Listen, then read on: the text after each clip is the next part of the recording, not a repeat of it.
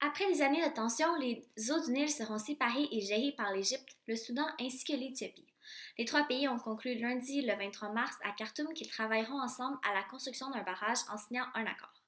Pendant la réunion des trois chefs d'État, Haile Mariam Desalegn, le premier ministre éthiopien, a déclaré: Je confirme que la construction du barrage Grande Renaissance ne nuira pas à nos trois États et en particulier au peuple égyptien.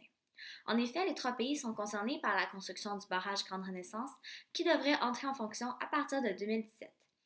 En Éthiopie, les besoins en matière d'électricité ont augmenté de 25 au cours des dernières années.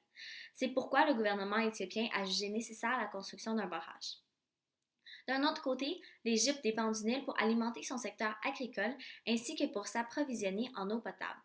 Bien sûr, le Soudan aussi dépend des eaux du Nil, mais fait confiance à ses deux partenaires pour ne pas changer le début du fleuve. Le président égyptien Abdel Fattah al-Sisi confirme: Nous avons choisi de coopérer et de nous faire confiance mutuellement dans l'intérêt du développement. Pendant la réunion à Khartoum. Pour ce qui est des tensions et des conflits en Égypte, plusieurs attentats à la bombe ont été perpétrés dernièrement. Dans la région de Sinaï, les policiers ont ouvert le feu sur un camion-citerne rempli d'explosifs qui fonçait vers une base militaire. L'explosion aurait fait 24 blessés et un mort. À Alexandrie, une série d'attentats a été perpétrés à l'aide d'armes explosifs rudimentaires, de faible puissance mais quand même très dommageables. Le bilan des pertes serait de un mort et de 3 blessés.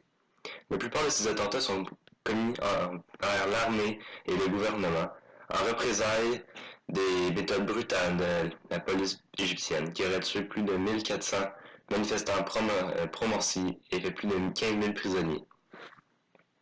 Dernier, l'Égypte a organisé une conférence internationale à Sharm el-Sheikh nommée Égypte l'avenir, afin de trouver des investisseurs étrangers intéressés à l'aider dans ses projets, dont un qui a pour but de mettre fin au terrorisme de l'État islamique. La France a porté un intérêt particulier envers ce pays, disant qu'ils sont satisfaits des efforts qu'a fait l'Égypte pour se moderniser.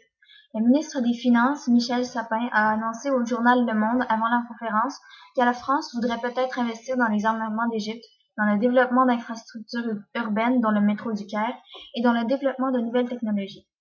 John Kerry, le secrétaire d'État américain, s'est également présenté à la conférence, notamment pour discuter du conflit israélo-palestinien et de l'économie de la Palestine suite à la suspension des taxes et des droits de douane palestiniens d'Israël en janvier avec le président palestinien et le roi de Jordanie. Il a aussi déclaré durant la conférence que les États-Unis seraient également prêts à investir dans le pays d'Al-Sisi, en notant que l'Égypte fasse sa part pour être plus démocratique.